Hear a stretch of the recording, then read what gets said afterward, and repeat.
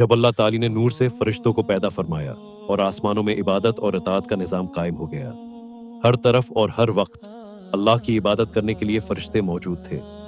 तो उसके बाद अल्लाह ताली ने एक और मखलूक को वजूद बख्शा, ऐसी मखलूक जो दिखाई नहीं देती लेकिन मौजूद है, ऐसी मखलूक जिसमें अक्ल भी है, अख्तियार भी और आजमाइश भी। ये है जन्नात। आज हम जानेंगे जन्नात के बारे में कि जन्नात किस चीज से बनाए गए, उनकी दुनिया कैसी है और इंसान से उनका क्या ताल्लुक है। कुरान मजीद सूरा रहमान में अल्लाह ताली फरमाता है कि और जन्नात को हमने आग की लिपट से पैदा किया। ये आम आग नहीं थी बल्कि एक बगैर धुएं की आग, न धवा न राख, सिर्फ तेज, लतीफ और मुतहर्रिक तवानाई। इसीलिए जन्नात तेजी से हरकत करते हैं, मुख्तलिफ शक्लें अख्तियार कर सकते हैं और इंसानों की नजर से ओझल रहते हैं। यही आग उनकी फितरत, ताकत और रफ्तार की बुनियाद बनी। कुरान पाक से मालूम होता है कि जन्नात इंसान से पहले पैदा किए गए, जब अभी हजरत आदम अलैहिस्सलाम की तख्लीक नहीं हुई थी। इस वक्त जमीन पर जन्नात आबाद थे। वो बस्तियां बनाते, जंगलों में घूमते और एक आजाद जिंदगी गुजारते थे। लेकिन ये आजादी आजमाइश के साथ थी। अल्लाह ताली ने जन्नात को अक्ल दी, अख्तियार दिया, नेकी और बद्दी की पहचान दी, बिल्कुल इंसानों की तरह। इसीलिए कुछ जन्नात ईमान लाए, कुछ नाफरमान बने और कुछ सरकश हुए। यही इख्तियार उनकी आजमाइश की बुनियाद बना।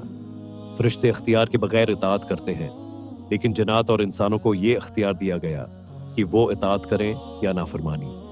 जन्नात की दुनिया हमारी दुनिया से मुख्तलिफ है।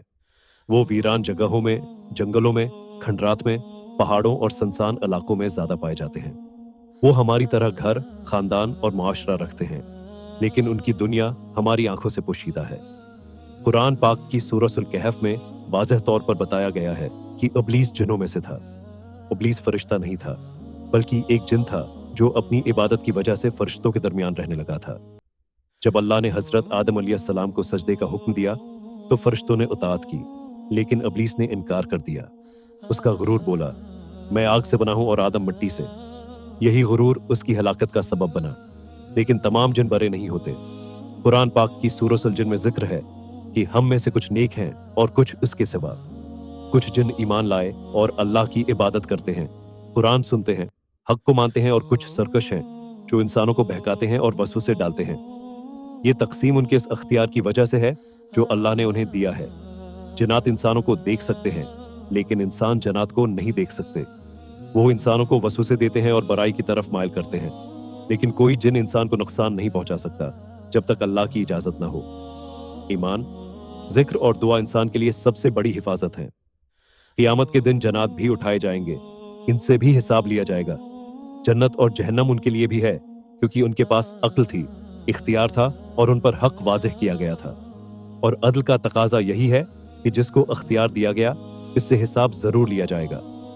यूं जन्नत आग से बनी एक आजमाइशी मखलूक है जो इंसानों की तरह इंतखाब करती है और खुद मुख्तार है कि ईमान के रास्ते पर चलना है या शैतान के।